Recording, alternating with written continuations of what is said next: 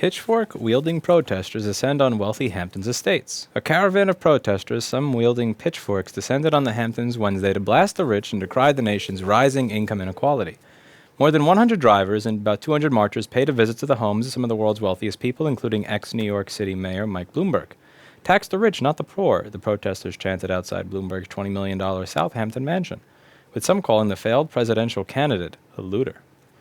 Protesters, several of whom came in from the Big Apple, demanded that the New York governor, Andrew Cuomo, raise taxes on the state's 118 billionaires to make up for a steep revenue shortfall amid the coronavirus pandemic.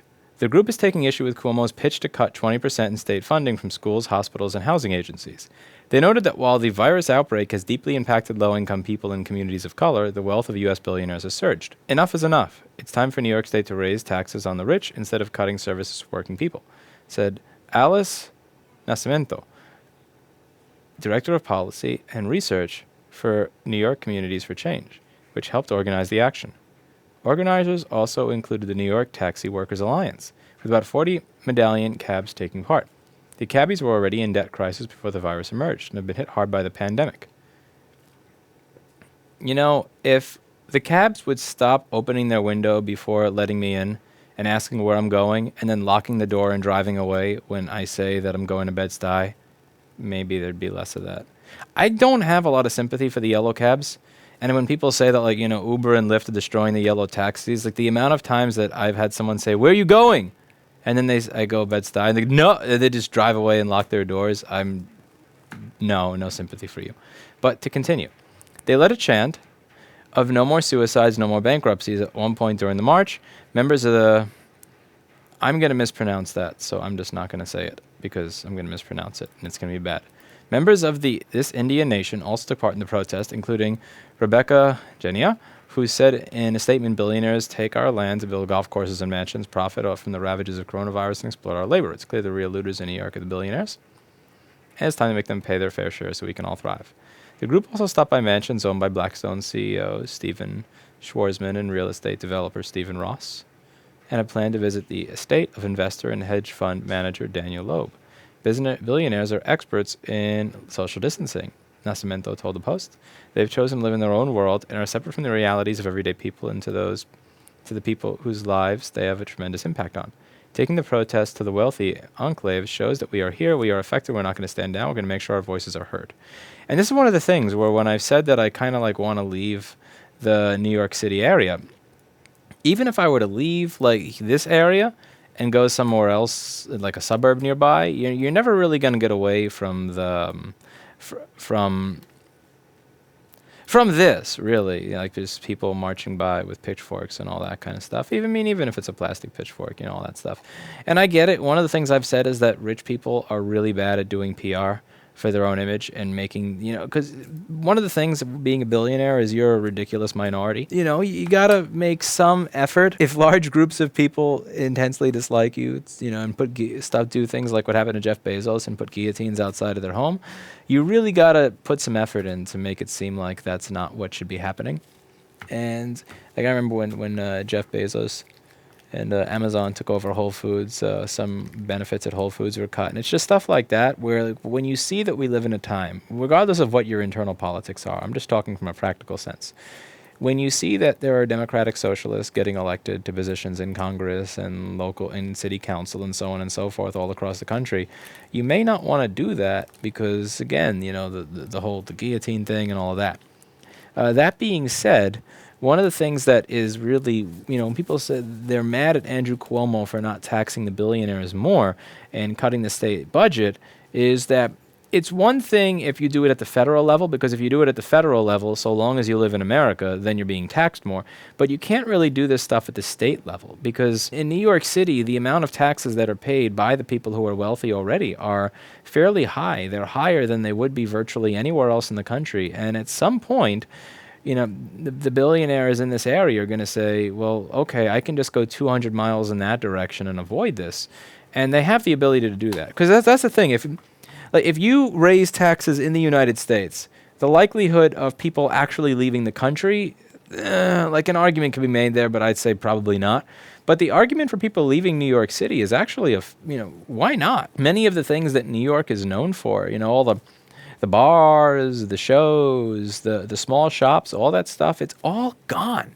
The place that I had my first date that went well in the entire city is a nice little restaurant I used to go to all the time, is now a Santander or a Sartander, I forget what the name of it, Santander Bank. There was a record store on the end of that block that's now a Capital One. Like, all the stuff that made the city cool has been replaced with Starbucks, Chase, Whole Foods, Starbucks, Chase, Trader Joe's, Starbucks, Chase, Santander, Starbucks, Chase, Santander. And now you have Corona after the Corona happens, all that stuff is closed. A lot of it may not come back after the protest and then the riot and the looting and all that. Like, there's really not much of an argument to be made for why it is someone would want to stay in the city. So what I find really sad here is, let's say that the protesters are correct and they're pointing to specific billionaires that have done specific things that are bad. Let's say you go all that on that side. I don't see how this is something that's actually going to be fixable. So the rhetoric towards the rich is going to get worse. Which may lead to taxes going up.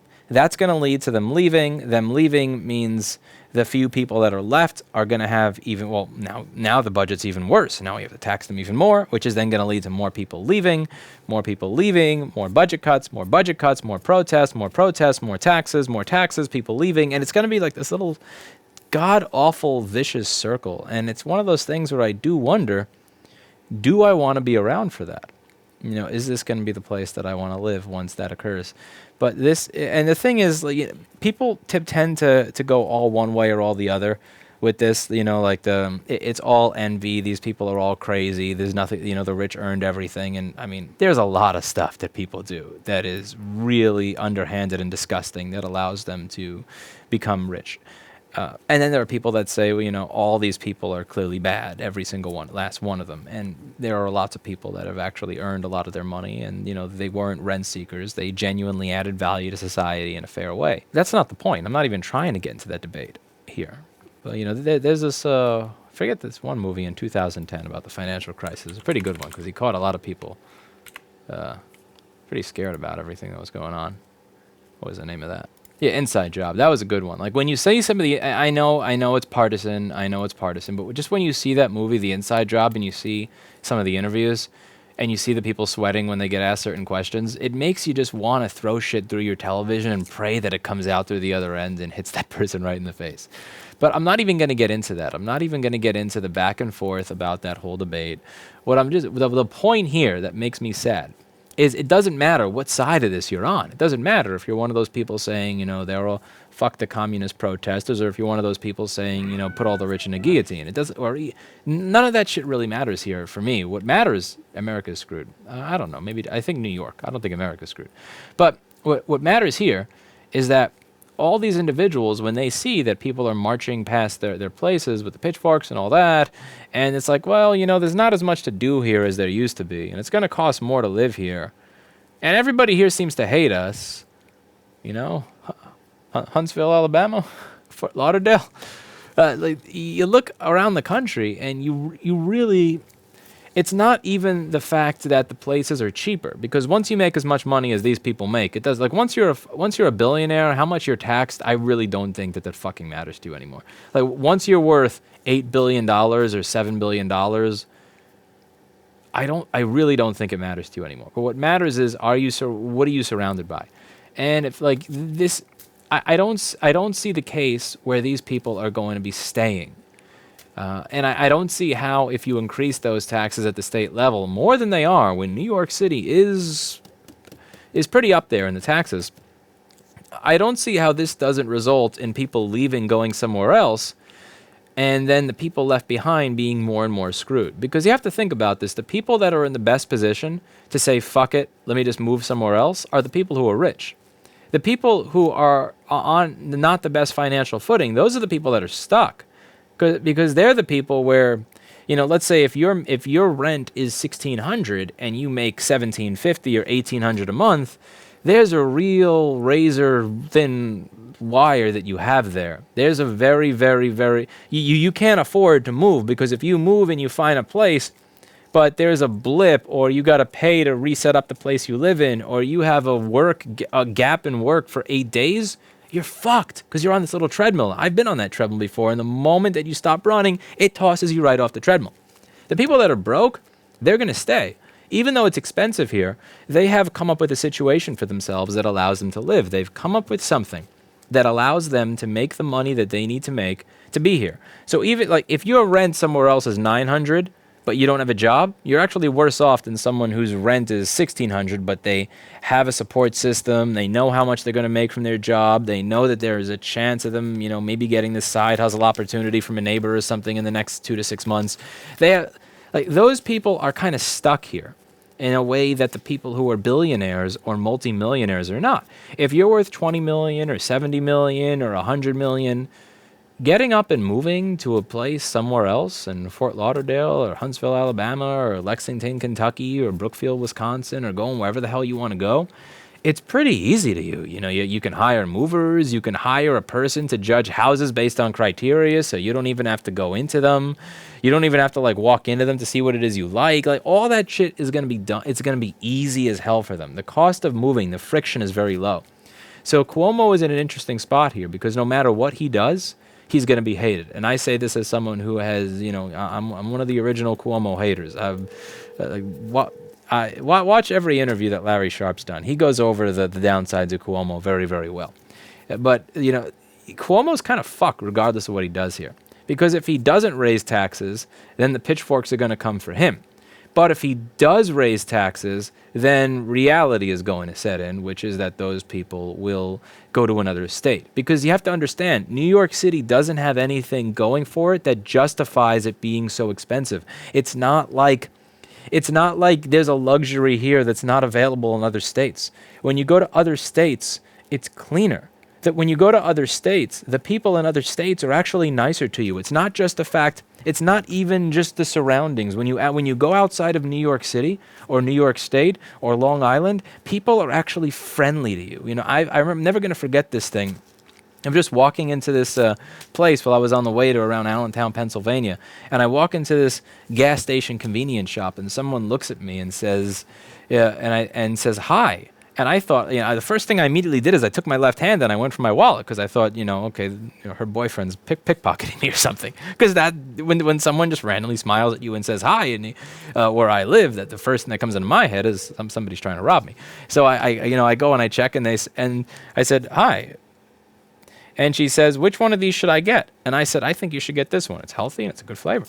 And she says, all right, you have a nice day now. And she said, have a nice day. Just have a nice day. And laugh like that. It's crazy. People are actually nice to you. And you go to other parts of the country and you could see the sky clearly. The traffic isn't awful. The people are nice. You have to understand that the selling points to have New York City be taxed at a premium over other parts of the country, you got to be careful because there's not a lot here to make it worth that. It would be one thing if, New York City is special and better than every other place in the world, so tax it more, but I don't see that. So I think a lot of those people are going to wind up leaving. And whether or not they earned their money, or whether they're evil fuckface oppressors that have screwed their way into every single dime they had, Inside Job 2010 movie style, and are absolute scumbags, that doesn't really change the fact of the matter that they have the freedom to choose to leave the state. So if you address this at a federal level, then, they're kind of stuck. It doesn't matter. It doesn't matter if they go to Huntsville, Alabama. It doesn't matter if they go to Orlando, Florida. It doesn't matter if they go to New Hampshire, Delaware, California, New York, or Alaska. The tax will occur. But if you try to pressure the governor to do something about it, you're stuck in this situation where, again, it doesn't matter what Cuomo does. He's fucked. And I kind of feel some sympathy there as someone who genuinely dislikes Cuomo because he believes he's a dictator. So this is an interesting thing. This is an interesting thing. I'm kind of curious how this is going to go. And I understand why people are pissed. Cutting 20% from schools, hospitals, and housing agencies. I grew up in New York City. I went to a school in New York City. I'm fully aware that New York City schools are funded at a higher rate than schools around the country, and they still suck. I'm fully aware of how shit our school system was. I don't think cutting funds from it is probably just gonna make shit even worse than it already is. Housing agencies, again, a lot of people here are living from paycheck to paycheck. There's this idea that New York City is where all the, is where all the money is, but it's where all the money is because there's a small group of people that have all the money, and then there's a bunch of people that are actually completely broke that do live paycheck to paycheck. So cutting it from the housing projects and all that, this is all going to be something where the people that are left are going to get more increasingly aggravated and angry. The people who leave are going to result in there being less money in the city, which means, trying to get more out of the people that stay, making them more angry, getting them to leave. And I don't see this going anywhere good. I don't see that. And, I don't see how this gets fixed easily. I don't see this being fixed at all, honestly, because like New York City has been a clusterfuck for a really long time. And as I've said in many of my videos, the primary reason I'm here is because New York City has one thing going for it. One thing, which is that if you have a good idea and you're willing to work your balls off, then you can work 16 or 18 hours a day. You can start from scratch like I did. You could start with, $200 in your bank account and a few $100s in credit card debt and make something of yourself and build something from nothing. If you're willing to do that 17 hours a day, if you're willing to stand in an Apple store and walk in with a blue polo shirt and say, how can I help you, and deal with their customers, you can get something going for yourself here that you're not going to get in some small town where, one person drives by every 30 minutes. It's not the same. You can make something of yourself here. There's money here. There are customers here. There's all different types of business from all around the world. It is that melting pot. But the problem is that this melting pot has slowly over the years become more and more insanely expensive. It's been driving more and more people out because it keeps becoming more and more expensive. And at some point, you really do have to wonder, is it worth the amount of money to stay here? Is it worth the quality of life that you're giving up by choosing to be here over any other peaceful, quiet, happy part, nice looking, pretty lawns, buildings that are maintained properly, prices that are normal, people are nice part of the United States to stay? And I really do believe that New York City is finally on that downswing, because regardless of how bad people have said New York is, and scummy it is, it's been scummy and disgusting for a long time. But there was always that level of opportunity here. And I think that this is finally going to be that shift where that starts to go away, where businesses decide, wait a second, I could have my employees work from home, so why am I paying $80,000 a month for a lease? I could pay $30,000 a month for a lease and get everything done. Everything's going to get done. So I thought people working from home was going to be terrible. I thought that was a bad idea. I thought that would never work. But since there was a shutdown, I was forced to challenge that. I was proven wrong. So clearly people can work from home, maybe a lot of the corporate executives say. So now they're forced to say, well, why are we paying $80,000 a month for office space when we can pay $30,000 anywhere else and it's nicer? Yeah, I don't get that at all. So there's going to be a lot of people that leave the city, a lot of companies that leave the city, because they figured out they can get work done without having to be here, which is going to mean less opportunity for the people that are here, less customers for the businesses that choose to stay here, which means they're going to leave.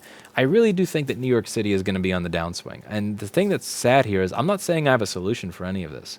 To be clear, I don't have a solution. I'm not trying to prescribe a solution. I just don't see where any of this gets better. And that makes me kind of sad. So, yeah, I'll see you all later.